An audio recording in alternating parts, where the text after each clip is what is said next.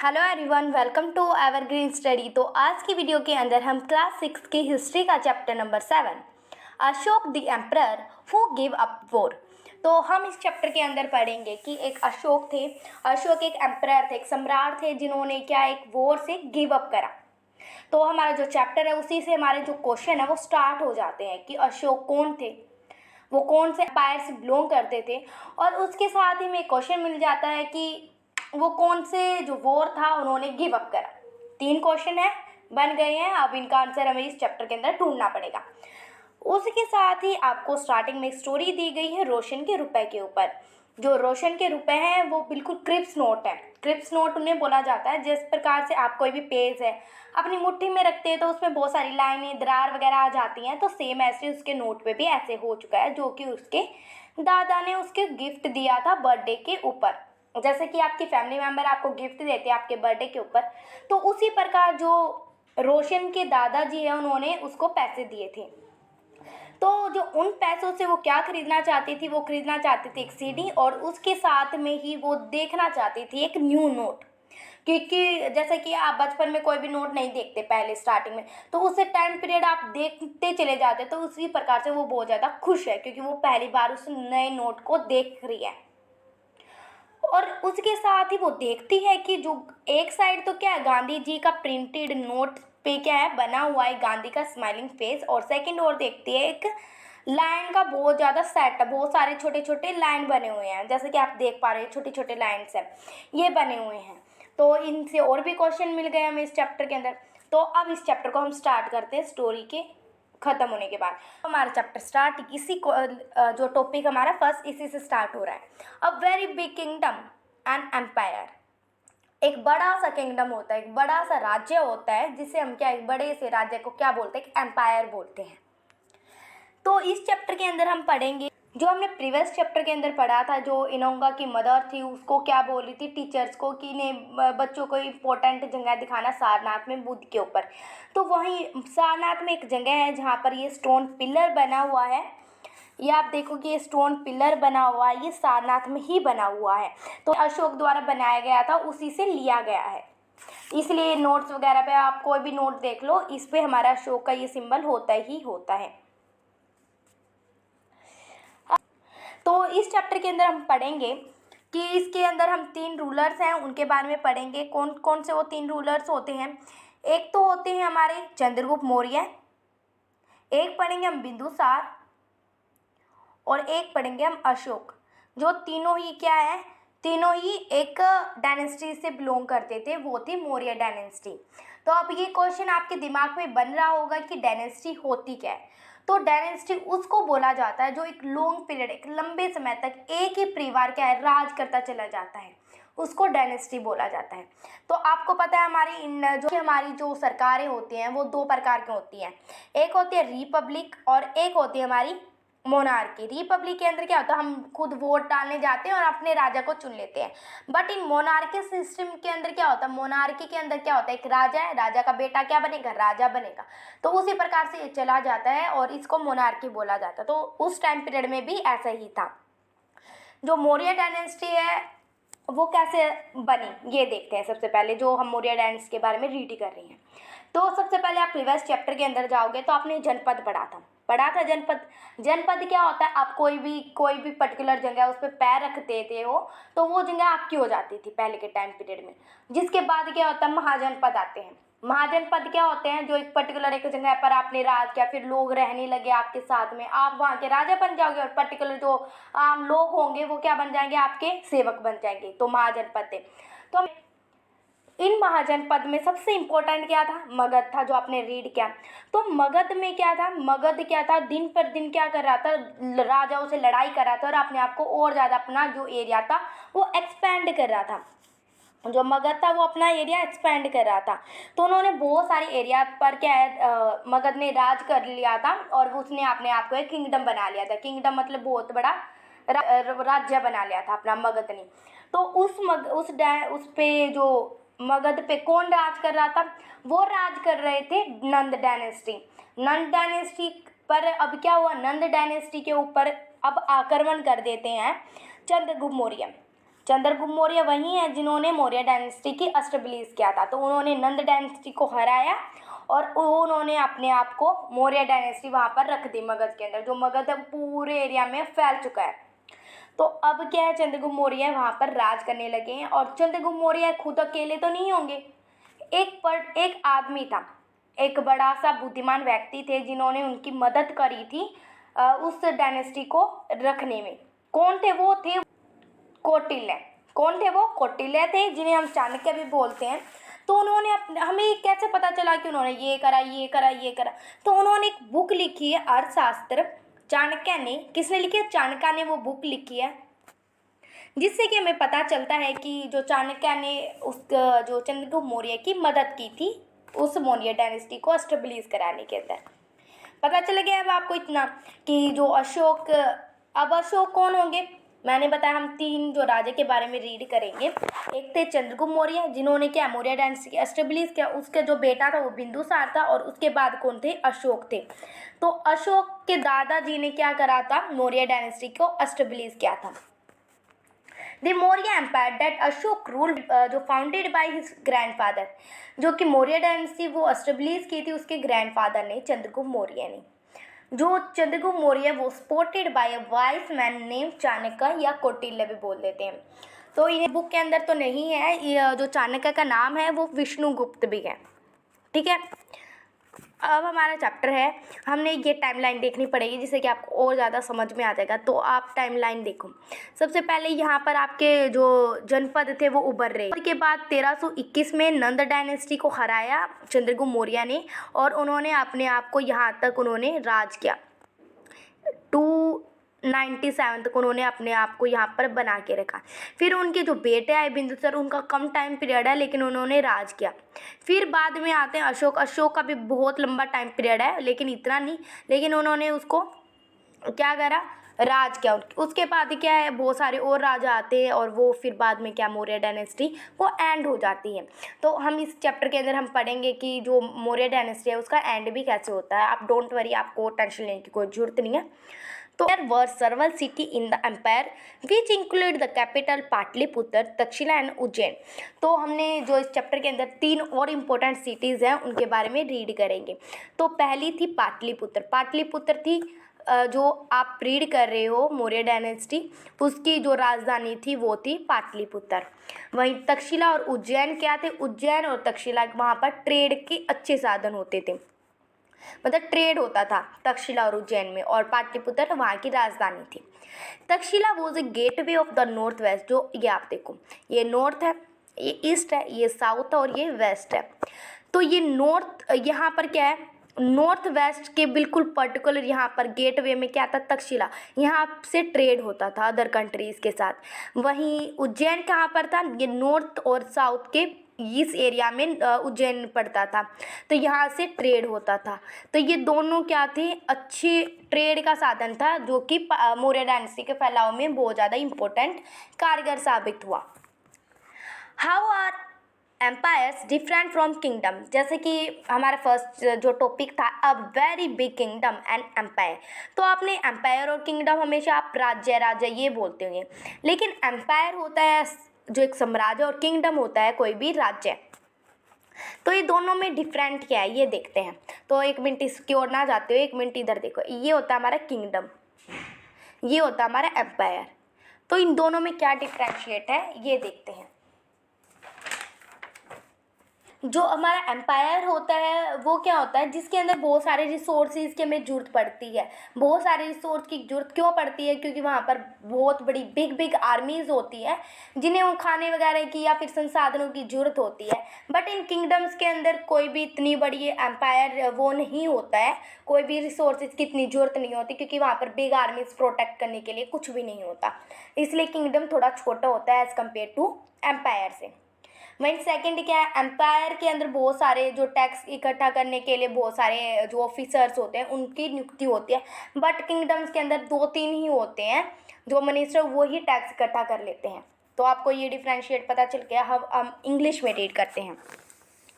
Emperor need more resources. Empire जो emperors होते हैं उनमें बहुत ज़्यादा रिसोर्स की ज़रूरत होती है, because empires are larger than kingdom, क्योंकि किंगडम छोटे होते हैं एज़ कम्पेयर टू एम्पायर से। And need to protect by big armies, क्योंकि आप उन्हें बड़े होते हैं तो उसके लिए कोई भी उन पर हमला कर सकता है, इसलिए उन्हें बिग आर्मीज़ के लिए रखना पड़ता था। और बिग आर्मीज़ को क्या चाहिए होंगे? रिसोर्स चाहिए होंगे, इसलिए ज़्यादा रिसोर्स चाहिए तो क्या है, वो एम्पायर कहलाया जाएगा। So also they need a large number of officers who collect tax, जो टैक्स इकट्ठा करते थे उनकी भी जरूरत होती थी, बहुत सारे मिनिस्टर्स की।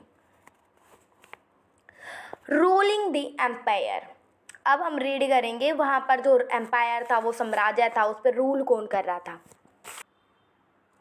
The officiants were appointed to collect tax from farmers, herders, craftspersons and traders who lived in villages and towns in the area. तो क्या होता था, जो बहुत सारे ऑफिसर्स होते थे वो टैक्स इकट्ठा करने के लिए नियुक्त किए जाते थे। जो किन से टैक्स लेते थे? वो फार्मर से लेते थे। हर्डियर्स कौन होते हैं? जो पशु वगैरह होते हैं उनको पालते हैं, उनसे टैक्स लिया जाता था। क्राफ्ट पर्सन से लिया जाता था, ट्रेडर्स से लिया जाता था। विलेज में जो व्यक्ति रहते थे या टाउन वगैरह में जो भी व्यक्ति रहते थे उनसे क्या टैक्स लिया जाता था। तो उनको टैक्स कौन इकट्ठा करता था? जो ऑफिसर्स होते थे वो करते थे। जो ये ऑफिसर्स होते थे इनको क्या होता था, राजा की अनुमति का ओबे करना पड़ता था। यदि वो ओबे नहीं करते थे तो उन्हें पनिश किया जाता था। Many of these offences were given salary, और कुछ जो रेगुलर उनको सैलरी दी जाती थी या मंथली दी जाती होगी, तो उनको सैलरी दी जाती थी। तो ये राजा को कैसे पता चलता था कि वो हमारी आज्ञा का पालन नहीं करे, वो लोगों से टैक्स इकट्ठा नहीं करे? क्यों, कैसे पता चलता था? बहुत सारे स्पाई क्या होते हैं? जासूस होते थे। बहुत सारे जासूस होते थे जो इन ऑफिसर्स पे नज़र रखते थे।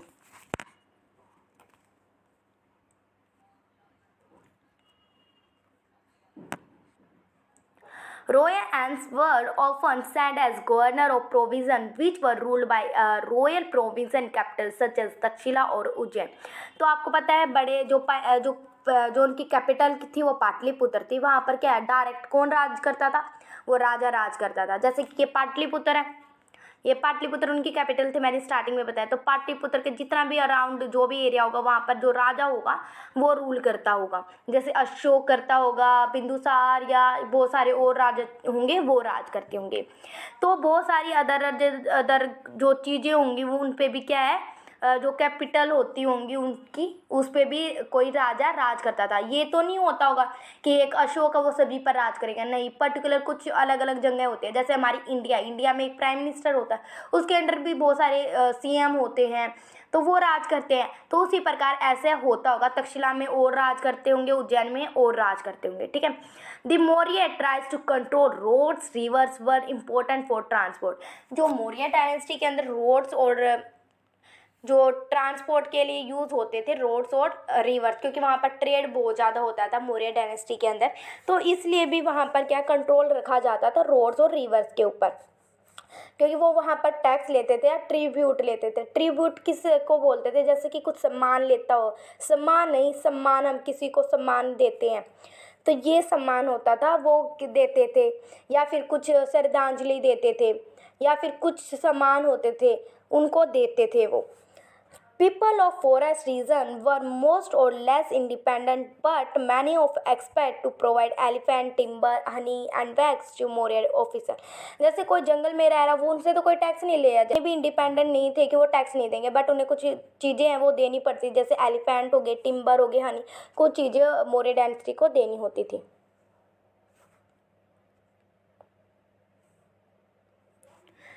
तो अब तक हमने रीड किया है कि किस प्रकार से जो मौर्य डायनेस्टी है उसमें राज किया चंद्रगुप्त मौर्य ने। फिर हमने रीड किया, उसकी हेल्प करी थी चाणक्य ने। उसके बाद हमने रीड किया चाणक्य की एक बुक है अर्थशास्त्र, जिसके अंदर सब कुछ लिखा हुआ है कि उसके अंदर क्या राज करा, किसने कब किया। फिर हमने सारनाथ में अशोक का सिंबल है, उसके बारे में पढ़ा हमने। अब हमने ये सब तो देख लिया। अब सबसे इम्पोर्टेंट है जो हम रीडिंग, सेलिकस निकेटर थे, एक रूलर थे। जो रूलर थे कौन थे? सेलिकस निकेटर थे। उन्होंने अपने दरबार में, मतलब चंद्रगुप्त मौर्य के दरबार में उन्होंने मैगस्थनीज भेजे। जो मैगस्थनीज कौन थे? उनके राजदूत थे, उन्होंने भेजा। तो वो पाटलिपुत्र में आए थे। उन्होंने पाटलिपुत्र में जो कुछ देखा, क्या काम हो रहा है, क्या काम नहीं हो रहा, उन सब सारी बातों को उन्होंने अपनी पुस्तक में लिखा, इंडिका। उनकी क्या पुस्तक का नाम था? उनकी पुस्तक का नाम था इंडिका। तो हमने दो बुकों के बारे में रीड किया इस चैप्टर के अंदर। एक थी चाणक्य कौटिल्य की अर्थशास्त्र, वहीं मैगस्थनीज की थी इंडिका। अब मैगस्थनीज कौन थे? मैगस्थनीज थे सेल्यूकस निकेटर के एक रूलर थे ग्रीक के। उन्होंने अपने राजदूत को इंडिया में भेजा था, पाटलिपुत्र में। उन्होंने जो कुछ देखा उन्होंने अपनी पुस्तक इंडिका में लिखा। अब ये समझ में आ गया। अब हमारा नेक्स्ट टॉपिक क्या है? Ashok a unique ruler. अब हमने सबसे पहले हमारे जो चैप्टर का नाम था अशोक के बारे में ही था। तो अशोक कौन थे? अब देखते हैं। The most famous Maurya ruler was Ashok. हमने रीड किया कि सबसे इंपॉर्टेंट रूलर अशोक है। क्यों है इंपॉर्टेंट? क्योंकि उन्होंने first time in the history उन्होंने क्या करा था? इंस्क्रिप्शन जारी करवाए थे। इंस्क्रिप्शन क्या होते हैं? जैसे कि आपने फर्स्ट चैप्टर में रीड किया था, एक मनुस्क्रिप्ट होती है और एक होती है इंस्क्रिप्शन। जो इंस्क्रिप्शन क्या होते हैं? जो पत्थर होते हैं, रोक की जो रोक होती है हमारी, पत्थर होते, चट्टान होते या फिर पिलर्स वगैरह पे उन्होंने पहली बार क्या खुदाई करवाई थी, मतलब कुछ लिखवाया था, इंस्क्रिप्शन लिखवाए थे।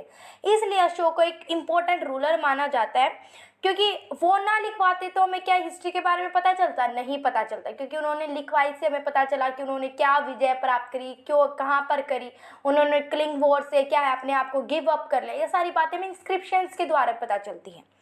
He was the first ruler who tried to take his message to the people through inscriptions. मैंने बताया इंस्क्रिप्शन के जरिए उन्होंने लोगों तक मैसेज पहुंचाए थे।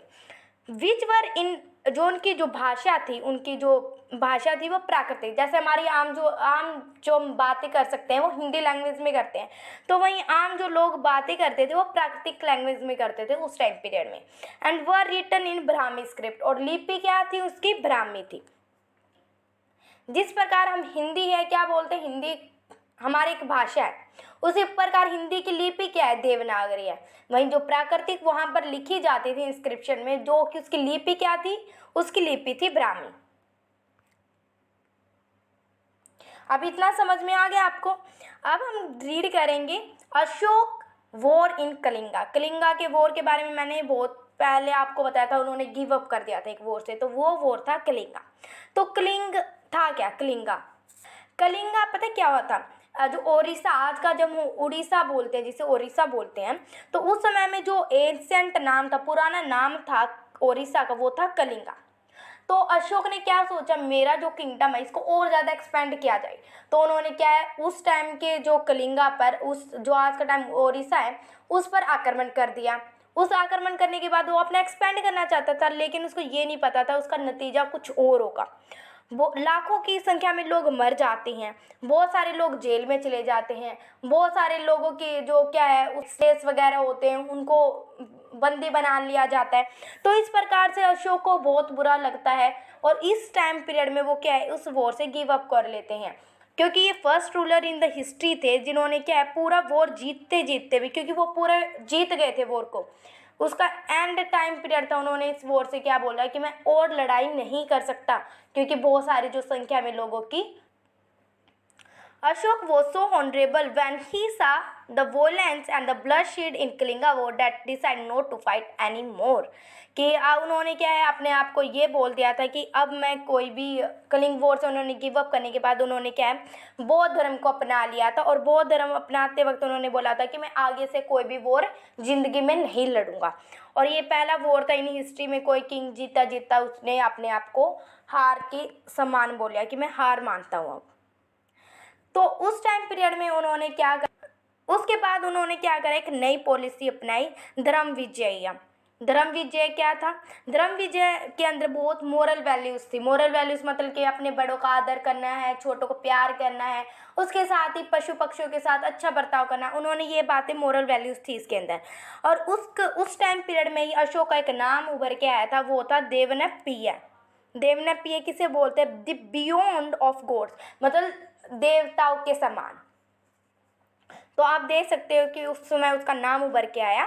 वट वॉज अशोक धम, उसके अंदर जो बातें क्या थी अशोक के अंदर, अशोक धम did not involve worship of God, उसके अंदर ये नहीं थी कि आप भगवान की पूजा करो, उसके अंदर क्या थी कि बड़ों को आपको आदर करना, छोटे को प्यार करना, उसके साथ ही जो आपको क्या करने हैं, पशुओं को, हर एक जीव के अंदर आत्मा होती है तो आपको ठेस नहीं पहुंचाना है, सब धर्म बराबर होते हैं, ये बातें थी। और उन्होंने बोला था कि कोई भी सेक्रीफाइस नहीं होगा, मतलब कि कोई भी बलि वगैरह नहीं चढ़ाई जाएगी, ये थी धर्म मामाते धम थे उसके अशोक के। He felt the just a father tries to teach his children he had a duty to instruct his subject, तो जिस प्रकार एक पापा हमें शिक्षा देते तो सेम ऐसे अशोक भी सभी को क्या है, शिक्षा दे रहे थे इनके बारे में। तो अशोक का ये धर्म थे, ये कोई धर्म नहीं था, ये मोरल वैल्यूज थे इसके अंदर। He was also inspired by teaching the Buddha, और सभी लोगों को बुद्ध जो था, बौद्ध धर्म था, उसको मानने के लिए सबको बोल रहे थे कि बुद्ध धर्म बहुत अच्छा है, क्योंकि वहाँ पर सबके लिए इक्वालिटी है, कोई भी ऊंच पात की भावना नहीं है उधर।